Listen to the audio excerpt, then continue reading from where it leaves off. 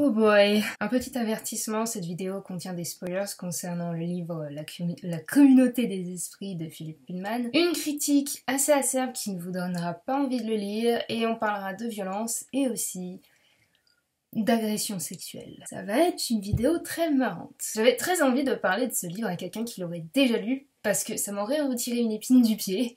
Sauf qu'il n'y a personne dans mon entourage qui l'a fini, donc qu'est-ce que je fais quand j'ai envie de parler d'un truc? Je fais une vidéo. Ça fait des mois que j'ai fini ce livre, mais...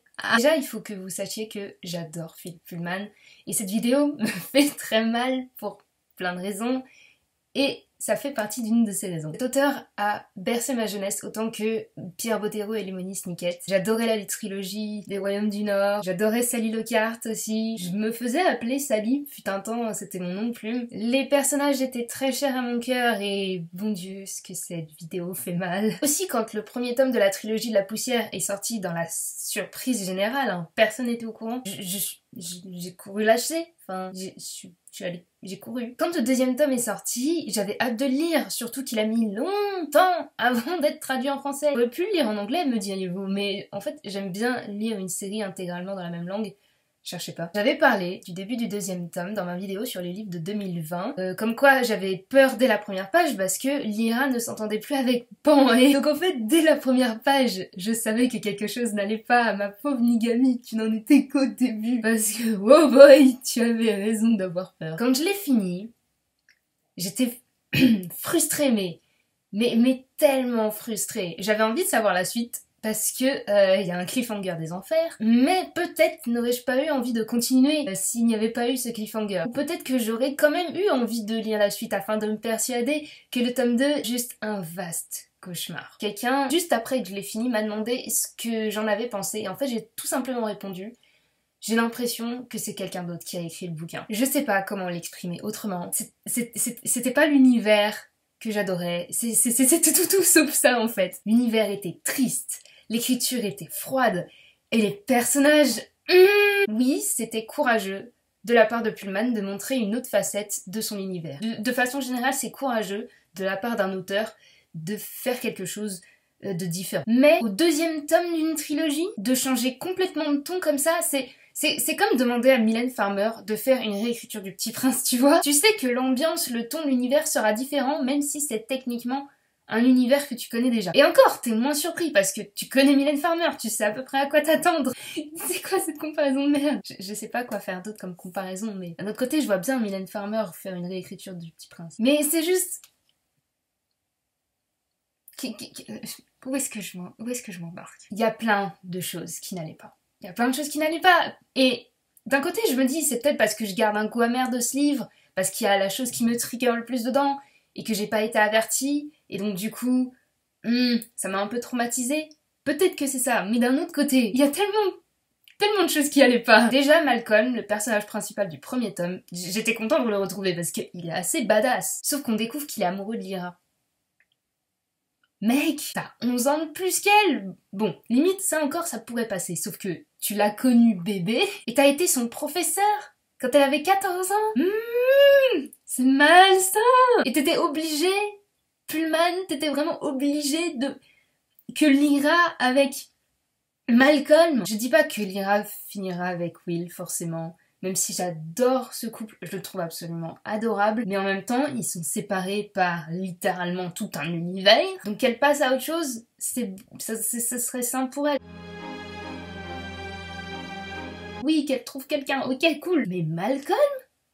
Vraiment? Oui, et puis tu sais, elle a 20 ans maintenant, donc c'est pas si choquant que ça. Mais oui, mais moi, tout ce que j'ai, c'est le souvenir du petit garçon qui portait Lyra dans ses bras, bébé, pour aller lui sauver la vie. Wow, c'est... Bon, déjà, ça c'est dérangeant. Mais encore, c'est pas le plus dérangeant parce que... Au bout d'un moment, il parle d'un passage du premier tome et on découvre que le méchant n'avait pas juste frappé l'héroïne, il l'avait agressée sexuellement.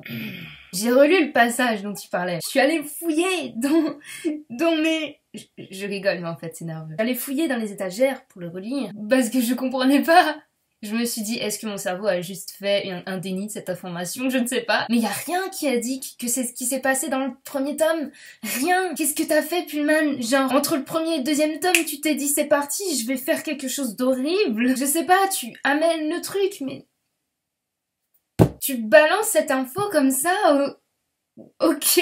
En fait, je pense que ce que voulait faire Pullman, c'était faire un roman pour adultes. Mais il s'est planté en beauté. Tu fais pas un roman pour adultes comme deuxième tome d'une trilogie qui d'abord était en jeunesse. Parce que très clairement, hein, le premier tome, à part des passages assez sombres, on peut classer en jeunesse. Vu comment c'est écrit, l'âge des personnages principaux. Non, c'était un jeunesse. Et oui, je sais que il y a des sagas où petit à petit le personnage grandit et donc du coup l'univers s'assombrit parce qu'il lui arrive des trucs de plus en plus. Et c'est pas évident de classer. Mais mon dieu, du premier au deuxième tome, tu fais pas ça. Ou alors, tu fais un autre univers que celui de Lyra. Ou alors, un autre personnage que Lyra. En fait, non, juste, m'en fous de faire dans un univers où il y a les démons qui existent, faire un truc plus adulte, ok. Dans le monde de Lyra, ok, mais tu touches pas à Lyra. Tu touches pas à Lyra, putain. Ce personnage, je l'ai découvert au collège. Je l'ai découvert alors qu'elle était une enfant. Je suis allée la voir des étoiles plein les yeux au cinéma, puis je l'ai redécouverte avec la série. Et je l'ai découverte bébé avec le premier tome. Et tu lui fais subir ça sous mes yeux. Comment tu peux ne pas aimer ton personnage à ce point? En fait, c'est ça, j'ai l'impression qu'il a complètement dénigré son personnage.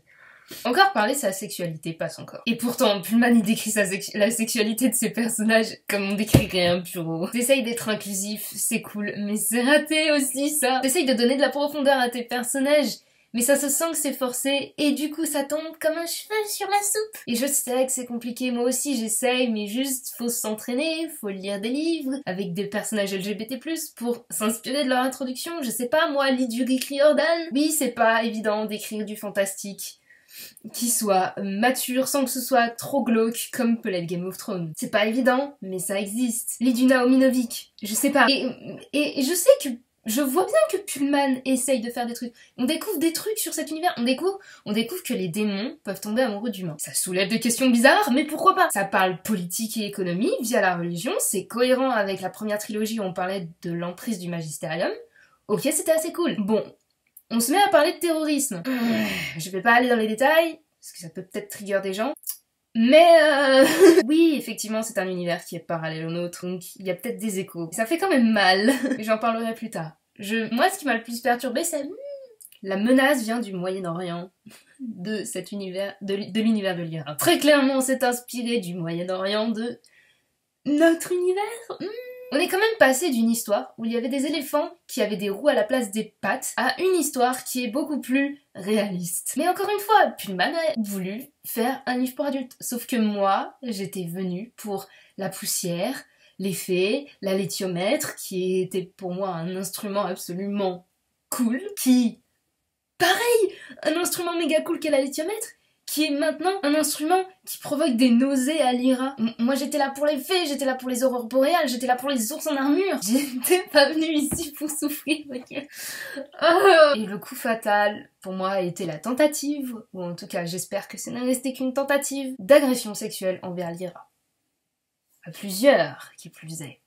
Je ne lis pas des livres fantastiques, des livres jeunesse ou que sais-je dans le but de me prendre ça dans la gueule. Ce qui me trigger dans les fictions, c'est ça. Ça commence par un V, ça finit par un L et il y a un I dedans.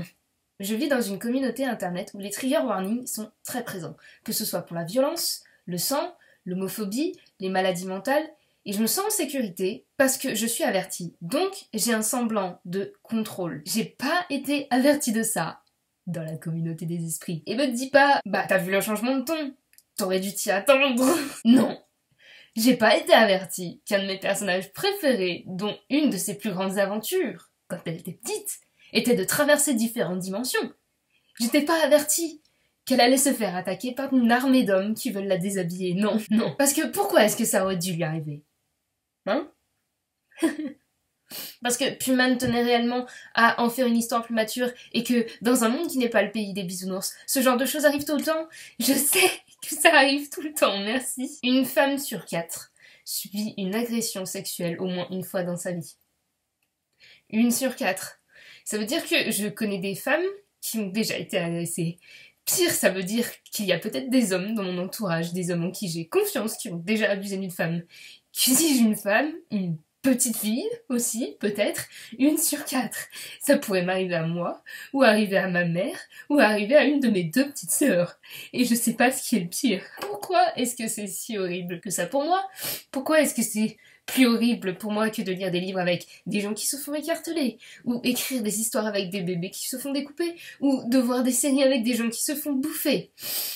Je sais pas, peut-être que dans une vie quasi normale, je ne vois pas ma sœur se faire bouffer par un cannibale dans la semaine. Les risques sont minces, j'ai envie de vous dire. Ou peut-être que c'est parce que je suis une maniaque du contrôle et que l'idée de ne pas pouvoir contrôler son corps me répugne. Peut-être parce que je suis asexuelle aussi, peut-être à cause de ça. Ou peut-être aussi que ce genre de crime reste souvent puni. Choisissez, c'est assez compliqué de vivre avec ça. Pour qu'en plus il faut que je lise dans mes fictions, surtout quand ça sert très mal au récit. Et me dites pas, oui mais au moins on en parle alors qu'avant on n'osait pas parce que oui mais au moins ça donne un côté plus réaliste. On est dans un univers où les furies existent. Je pense que tu peux faire 2-3 exceptions en termes de réalisme. Et puis quitte à faire des trucs réalistes, pourquoi est-ce que dans les films par exemple, à chaque fois qu'il y a de la torture, on fait pas subir ça aux héros parce que je vois rien de plus destructeur physiquement et mentalement. Ah mais si, c'est arrivé dans Pulp Fiction, vous vous en souvenez? Non, parce que tout le monde s'en fout. Quelle merde ce film d'ailleurs, il était méga chiant, mais fallait que je le regarde parce que tu comprends, c'est Tarantino.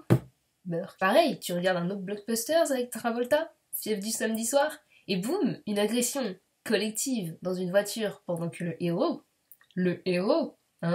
ne fait rien. Mais je m'égare. Il y a des endroits où en parler. Il y a des endroits sûrs, un environnement où on est prêt à en parler, pas en voyant son héroïne d'enfance le subir. Enfin, je vous demande pas de penser comme moi, je demande juste que vous me compreniez et que vous m'expliquiez pourquoi Pullman a fait ça, parce que vraiment, je vois pas et je trouve ça insupportable. Lyra était dans ce tome. En fait, le seul sentiment qui ressortait de ce personnage, c'était la honte.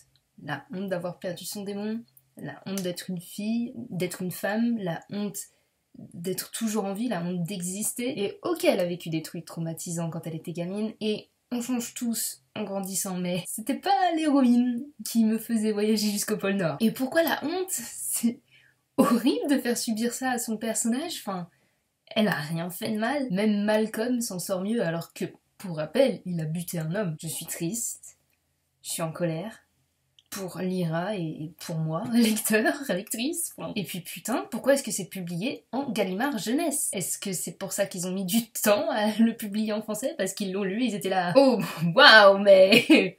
oh waouh, mais faut le mettre en adulte, sauf que le premier tome est en jeunesse, qu'est-ce qu'on fait? Ah, je sais pas, j'ai la sensation d'un rêve qui s'écroule.